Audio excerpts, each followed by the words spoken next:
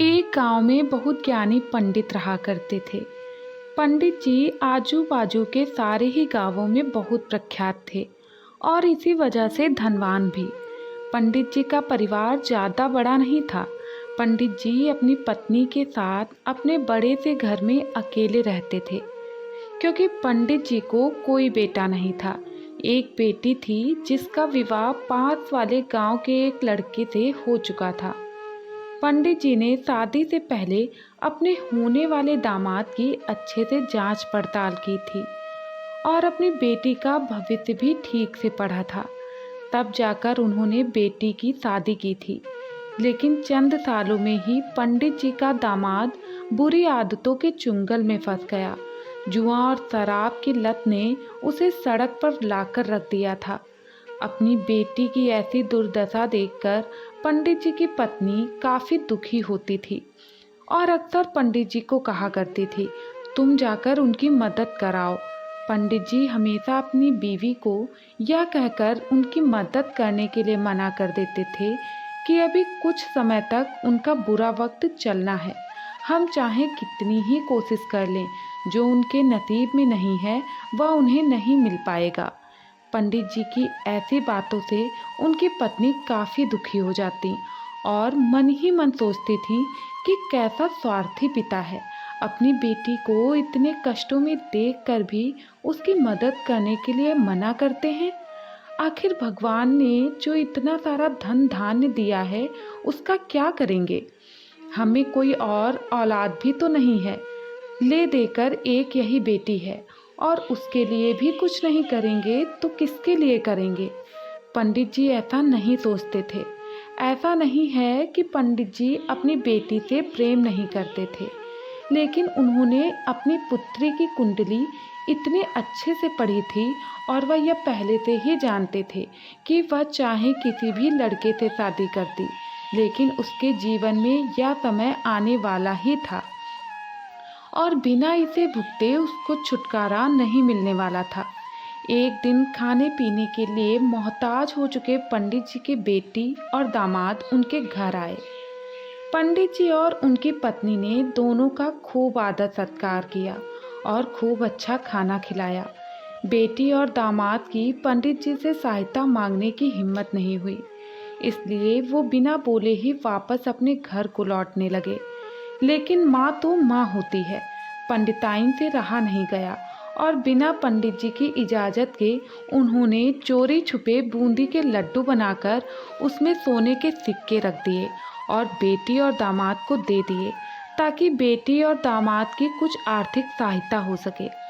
पंडिताइन यह भी जान गई थीं कि बेटी और दामाद शर्म के मारे उनसे मदद नहीं मांग रहे थे, इसलिए उन्होंने बेटी और दामाद को भी लड्डुओं में छिपे सिक्के के बारे में नहीं बताया। जाहिर सी बात है कि जब वो लोग घर पर जाकर लड्डू खाएंगे तो उन्हें उसमें सोने के सिक्के मिल जाएंगे।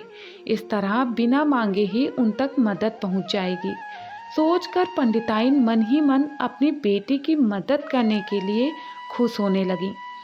पंडित जी के दामाद और बेटी उन दोनों का आशीर्वाद लेकर अपने घर के तरफ रवाना हो गए। उन दिनों गाड़ियां तो होती नहीं थीं, घोड़ा गाड़ी या बैलगाड़ी ही चलती थी। पैसे ना होते तो और चीज़ों की लेन देन से भी व्यवहार होता था। बेटी और दामाद का गांव पंडित जी के घर से दूर था। पैसों की कमी के चलते वह पैदल चलकर अपने गांव की तरफ निकल पड़े। थोड़ी दूर ही चले थे कि पंडित जी की बेटी के पैर में मोच आ गई और अब उसको चलना भी मुश्किल हो गया। पंडित जी के दामाद ने जब देखा कि उसकी पत्नी अब बिल्कुल चलने में सक्षम नहीं है, तो उसने एक टांगा अपने घर तक किराए पर ले लिया। दोनों पति पत्नी टांगे पर बैठकर घर तक पहुंच गए, लेकिन टांगे वाले को देने के लिए उनके पास पैसे नहीं थे, इसलिए पंडिताइन ने जो बूंदी के लड्डू उन्हें दिए थे वही किराए के तौर पर उस टांगे वाले को दे दिए। टांगे वाला बूंदी के लड्डू लेकर वहां से चला गया।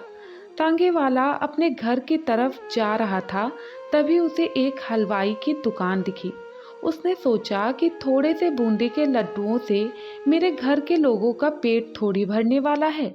इससे अच्छा है मैं इन बूंदी के लड्डुओं को बेचकर उनसे कुछ चावल खरीद लेता हूँ। टांगे वाले ने बूंदी के लड्डू हलवाई को बेच दिए। जिस गांव में वह हलवाई रहता था, उसी गांव में एक आदमी ने अपने घर पर पूजा रखी थी और उस पंडित को उस पूजा के लिए बुलवाया था। पूजा में लगने वाले प्रसाद के लिए उस आदमी ने उसी हलवाई से बूंदी के लड्डू लिए जहां पर उस टांगे वाले ने बेचे थे। हलवाई ने भी उस आदमी को टांगे वाले के खरीदे हुए ही लड्डू पहले दिए ताकि वह खराब ना हो जाएं, क्योंकि वह नहीं जानता था कि यह लड्डू कब बने हैं। पूजा खत्म होने पर दक्षिणा और बूंदी के लड्डू लेकर जब पंडित जी अपने घर आए और खाना खाने बैठे तो प्रसाद में लाए बूंदी के लड्डू खाते वक्त लड्डू से सोने का सिक्का निकला। इस घटना को देखकर पंडिताइन की आंखों से आंसू बहने लगे। पंडित जी ने जब पंडिताइन से उसके रोने का कारण पूछा तो पंडिताइन ने पंडित जी को सब कुछ बताया और पंडित जी से उनकी बातों पर भरोसा न करने के लिए माफ़ी मांगी। पंडित जी ने पंडिताइन के आंसू पोंछे और कहा कि तुम्हारी तरह मैं भी हमारी बेटी को बहुत प्रेम करता हूँ, लेकिन अगर हम उसकी अब मदद करते हैं तो दामाद हमसे हमेशा ऐसे ही मदद की अपेक्षा रखेगा और अपनी बुरी आदतों को कभी नहीं छोड़ेगा। पंडिताइन भी अब पंडित जी की बातों से सहमत हो गईं। 2-3 महीने बीत गए। पंडित के दामाद और बेटी फिर से एक बार उनके घर आए और इस बार उनकी परिस्थिति पहले से बेहतर थी, क्योंकि पिछली बार खाली हाथ जाने के बाद दामाद ने नया काम शुरू किया था और अपनी सारी बुरी आदतें भी छोड़ दी थीं।